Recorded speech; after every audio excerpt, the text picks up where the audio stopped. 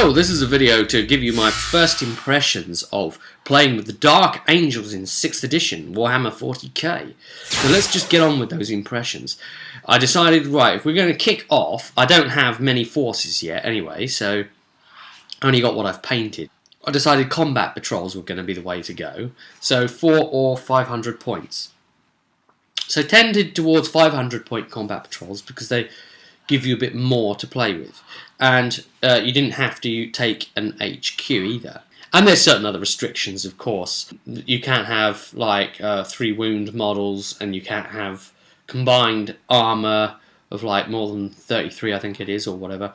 So a lot of light things. A chance to use skimmers out in a sort of like scout vanguard type of enemy spots enemy and quick throw down and away with you, and something like that. And in that time I had a bit of a battle with some Eldar at like 500, and a battle with the new 6th edition demons.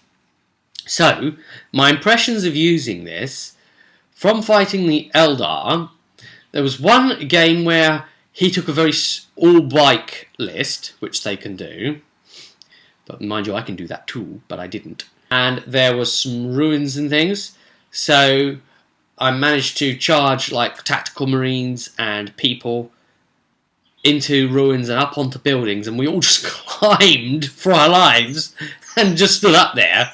And we were basically up there going pew, pew, pew, shooting down, like Space Marines do. Dark Angels at least. And the bikes were just driving round and round and round below, were firing up at us. So it just became like a firing contest. It was silly. So we managed to win that one on just pure attrition. And it was the only place he could duck, because I had like line of sight on one building down to him and then line of sight there. And then he was trying to duck under that building there to get away. But to get away from these ones here, he had to go right in under the ruins. His bikes were having to take dangerous terrain tests. So even that was wearing them down as well. So they're like pew, pew, pew, and back into the ruins. And darn, another bike's gone down. Basically, it couldn't brake in time. It's like, whoa, bang, boom. Flame comes out of the ruins. It's like, whoa, 2 bikes went in and only one's backing out to fire again, and it was pretty cool. So yeah, we managed to win that one with just pure placement, because, you know, versus all bikes, that's what we did. So there was another one where we took on forces, and it really came down to the scouts, because all of our troops pretty much annihilated each other, or got bogged down into combats which wore each other down into like 1 or 2 guys left, and that was it. And the other thing was, in these games, I didn't always necessarily take 5 or 10 as a tactical squad, because it states very clearly that you can take 5, and then you upgrade from there. So you could take like 6 or whatever. So in one game I took like 6 and 6 in tactical marines. Another one I took 10 and 5. So, you know, you can do it sort of how you like. You've got that spreadability, and when you play smaller games, you get to have a different sort of feel, I suppose, as well. So, yeah, it just came down to the scouts he had left, Pathfinders or whatever they're called, I think, and they get this really crazy cover save, so I can't shoot them. And I've got scouts in some like foresty wood stuff, and they're parked down and returning fire, and they can't kill them, and they can't kill them back either. So they're just like exchanging shots back and forth, and they're the only ones pretty much left alive. So we decided after enough turns, you know what? Look, our scouts are just firing at your scouts. All of our forces are pretty much annihilated. There's only the scouts left. We'll thematically say that they'll walk away and report back to their respective sides that there are enemy in the area. So it was just left at that. So that's my impressions with Eldar. So far it's been quite balanced. The Dire Avengers, I think it's Dire Avengers, they are a Troop's Choice plastics. Very, very nasty in that they can do this extra shot with their shuriken things, so they can like fire 3 each, and then they spend the next round reloading. So what do I do with them? What I did immediately upon meeting them was, okay, they do the shooting, and then whatever sort of like casualties or non-casualties, or maybe we go to ground behind cover or something to try and minimise the wounds, and then I send another unit in to get them, and they're going for them during their round of reloading, because they're reloading, so you know they're not firing. So you know at that point, because they've done that, that you can Blade Storm, I think it's called, isn't it, or something? Oh, I don't know anymore. Yeah, there's too many things like this. This player keeps playing things like this, you know. He likes these kind of like anime fancy characters, and he's this sort of, I am a paladin, look at my shiny sword. And he's got cloud envy. So yeah, basically, as they are reloading, go in and slap their skinny elf botties for them. So there you go.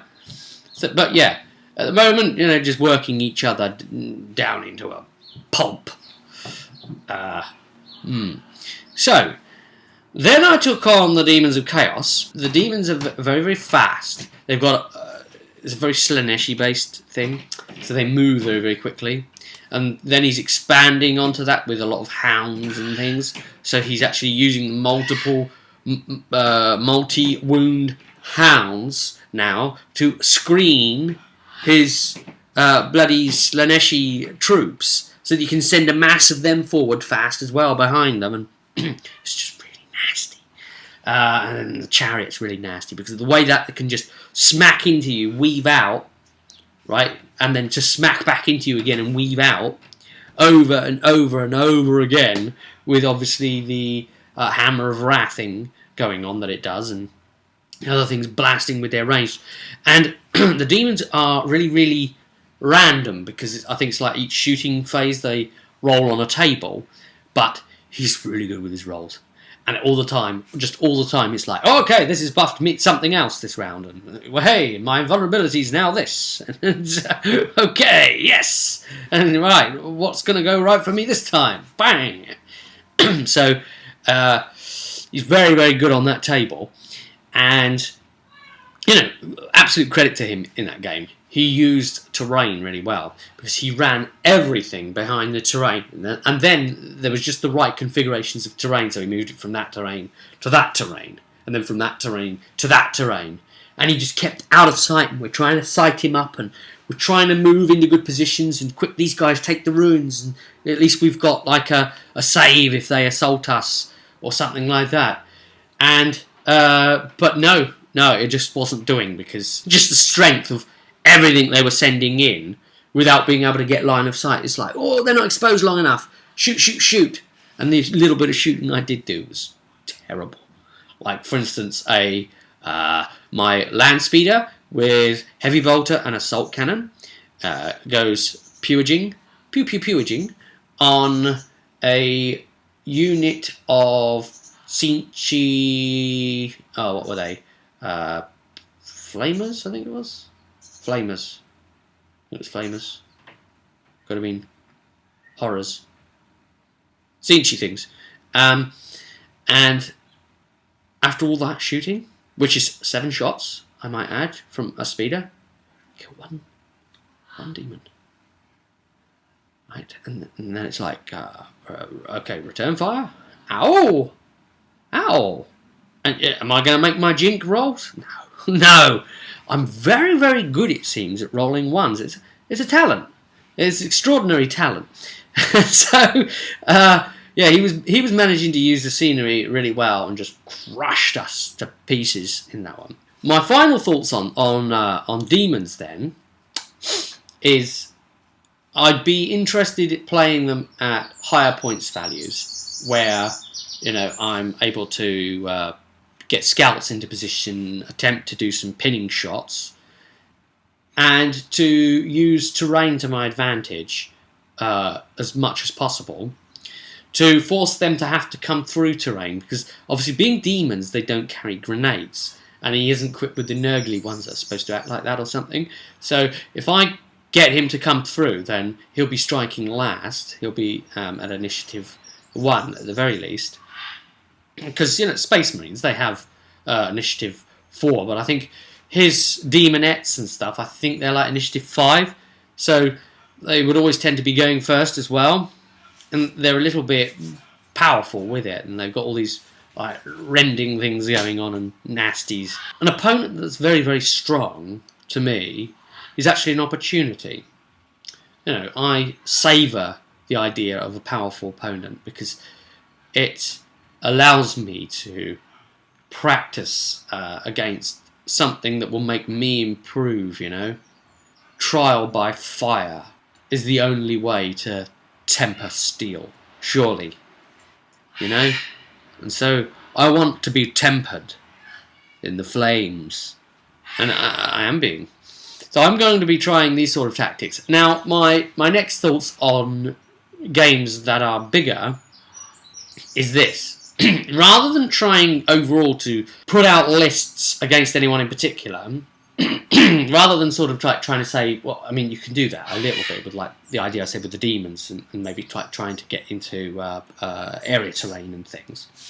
But, you know, rather than just that, trying to play to my own strengths, because when you actually get into it and get into the book, the synergy of the Dark Angels makes them a unique chapter unto themselves. And what it ultimately comes down to is, yes, they're a very shooty force. They aren't anywhere near as good at close combat as some of the other known, very well-played chapters are, but they can do some nice tactical, supporting each other type shooting if they work together and position right. So I think it's an opportunity. So I'm going to try and concentrate on doing what I do well.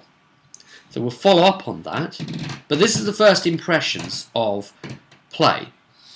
It's been enjoyable thus far, and terrain's been very, very important. So we'll see what happens next.